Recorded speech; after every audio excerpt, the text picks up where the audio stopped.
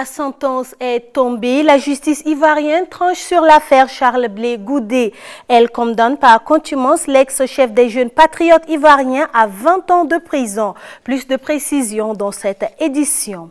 L'ancien patron de Renault Nissan file entre les mains de la justice japonaise. Carlos Ghosn est à Beyrouth, au Liban, malgré son assignation à résidence à Tokyo. L'ex-homme d'affaires est accusé de corruption par la justice japonaise. Vous en saurez plus dans un instant. 2020, c'est demain, à l'orée de la fête de fin d'année. Des Burkinabés n'ont pas l'esprit festif. La situation sécuritaire oblige. La fête de Saint-Sylvestre s'annonce ainsi sobre cette année. Vous allez le découvrir dans ce journal. Voici les titres de votre 12h50. Bonjour et merci de suivre l'actualité sur LCA. Charles Blé Goudé connaît sa sentence. Hier, la justice ivoirienne a tranché. L'ex-chef des jeunes patriotes ivoiriens a été condamné par contumace à 20 ans de prison, 10 ans de privation de ses droits civiques, 200 millions de francs CFA de dommages et intérêts à verser aux victimes. Charles Blé Goudé s'est dit surpris par ce verdict prononcé sans la présence d'un avocat. Il était accusé par la justice ivoirienne d'actes de torture, homicide volontaire et vol, avait indiqué ses avocats le 18 décembre dernier, jour où son procès devait s'ouvrir. Blé Goudé est actuellement à La Haye, où il est en liberté conditionnelle après son acquittement par la Cour pénale internationale. Autre actualité, mais toujours dans le même registre, Carlos Ghosn est à Beyrouth malgré son assignation à résidence à Tokyo au Japon. Je n'ai pas fui la justice, j'ai échappé à l'injustice et à la persécution politique. C'est en ces termes que l'ex-homme d'affaires explique les raisons de son départ pour le Liban, son pays d'origine dont il possède la nationalité. L'ancien patron du groupe automobile Renault Nissan, accusé de corruption par la justice japonaise, a quitté le pays dans des circonstances encore floues. Son avocat se dit abasourdi par la nouvelle. Aucun responsable officiel n'a réagi jusqu'ici à la nouvelle de son arrivée au Liban. L'affaire reste donc à suivre. Et si on parlait à présent des festivités de fin d'année, 2019 prend fin aujourd'hui et dans les veines des festivités et vœux de fin d'année, les corps constitués étaient hier au palais de Kossiam pour présenter leurs vœux au chef de la nation burkinabé Roch Kaboré. Ils étaient des milliers à se mobiliser pour cette cérémonie. Oumou Konaté, Bachirou Sawadogo. C'est en présence des ministres, des députés, de la société civile et bien d'autres que s'est déroulée la présentation de vœux à Roch Christian Kaboré. Les corps constitués de l'État ont saisi l'occasion pour présenter leurs doléances au président du Faso au cours de cette cérémonie. Les corps constitués ne doutent pas de votre capacité à tout mettre en œuvre par votre vision et votre clairvoyance pour préserver le consensus, la paix et l'unité nationale du pays. Tout en vous exprimant leur gratitude, les corps constitués vous souhaitent beaucoup de courage et surtout une pleine réussite dans les hautes fonctions que le peuple vous a confiées. À l'orée de la nouvelle année, ils vous adressent à vous, Excellence, à votre famille et à tous ceux qui vous sont chers, leurs vœux de santé, de paix, de joie et de prospérité. Le président du Faso présente aussi ses vœux et surtout, il prend note des préoccupations des corps constitués.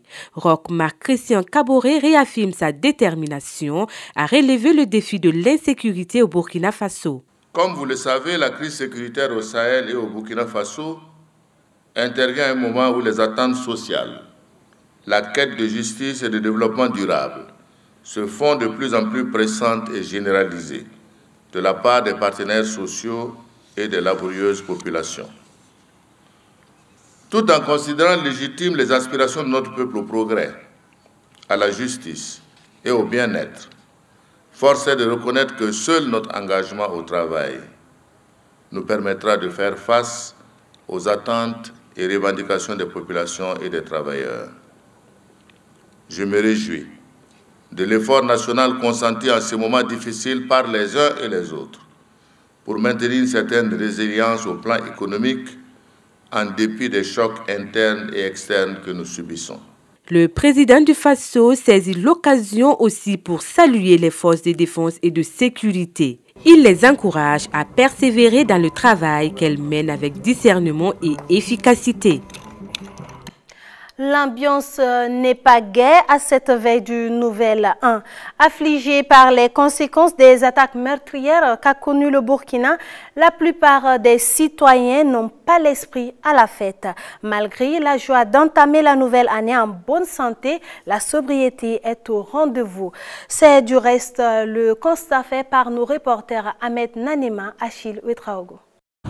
La Saint-Sylvestre au Burkina Faso se prépare dans la sobriété pour la majorité des Ouagalais. Cependant, des citoyens l'accueillent avec assez de joie. Donc, dès qu'il y a la santé, il n'y a rien de tel. Il n'y a rien de tel plus que la santé. Comme il y a la santé là, avec le peu qu'on a là, on va essayer de rendre la famille joyeuse, quoi. En tout cas, j'ai commandé pas mal de la viande, des poissons. Et bon, j'ai donné à ma femme et ma belle-sœur beaucoup de choses, genre pour qu'ils préparent des frites et payer des poissons. Et puis, en tout cas, faire beaucoup de choses pour que tous ceux qui vont venir là, qu'ils puissent être contents. Simplement en famille, on fait des courses pour la famille et pour les amis, les proches qui vont nous rendre visite. Voilà, simplement, on ira à l'église le 31 et le 1er, on reste à la maison. La célébration du Nouvel An, pour certains Burkinabés, se fait avec moins d'enthousiasme au regard de l'économie affaiblie par le contexte sécuritaire. C'est la fête, je fête pas. Parce qu'il n'y a pas l'argent. L'année passée, il n'y avait pas l'argent. Mais cette année-là, c'est pire. Je pense que les gens n'ont pas trop le cœur à la fête cette année. Il y a eu tellement d'événements qui se sont produits dans le pays. Donc c'est plutôt calme. Je pense que ça va être plus familial que festif, sortir et faire la fête. Donc c'est ça, moi, les fêtes en tout cas cette année. Ah, cette année-là, voilà, il n'y a pas l'argent. Il n'y a pas l'argent. Et puis il y a eu beaucoup de décès.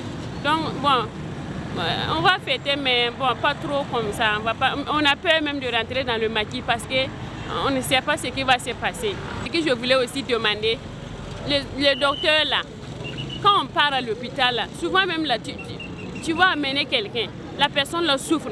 Et puis ils vont te dire, ah, on arrive, souvent même tu vas rentrer, tu vas taper leur bureau là et tu trouves même qu'ils sont en train de causer. Moi-même personnellement, j'étais malade. Quand je suis allée à l'hôpital, j'ai traîné là-bas, je suis allée à midi. Ils ont pris soin de moi vers 19h comme ça. Mais j'ai souffert là-bas. Voilà, j'ai souffert là-bas. Maintenant là, vraiment, je demande les docteurs là, s'ils peuvent essayer de regarder ce côté-là pour nous. Sinon, ça ne va pas. Pour l'année 2020, tous se souhaitent alors, pour le Burkina Faso, la restauration de la paix ainsi qu'une prospérité dans tous les secteurs d'activité. Au pays de Denis Sassou Nguesso, des milliers de Congolais vont amorcer cette nouvelle année sans domicile. Au moins 3000 personnes se retrouvent sans toit après des coulées de boue et l'ensablement du quartier Ngabio, la base causée par les pluies diluviennes enregistrées à Brazzaville. Depuis octobre dernier, des pluies tombent sans répit sur le pays, causant de nombreux dégâts. Le gouvernement et les humanitaires tentent de venir en aide aux sinistrés. 2020, nouvelle année, nouvelle résolution pour les Pays-Bas. N'édite plus Hollande pour désigner ce pays. À partir de demain, les communications officielles ne pourront porter que le titre légitime Pays-Bas. Et pour cause, le terme Hollande ne désigne que 2 des 12 provinces du pays. La décision de rebranding est jugée stratégique alors que Rotterdam, la deuxième ville du pays, s'apprête à accueillir le concours de l'Eurovision 2020. Et les habitants, me diriez-vous? Eh bien, ce sont des Néerlandais ou les Bataves.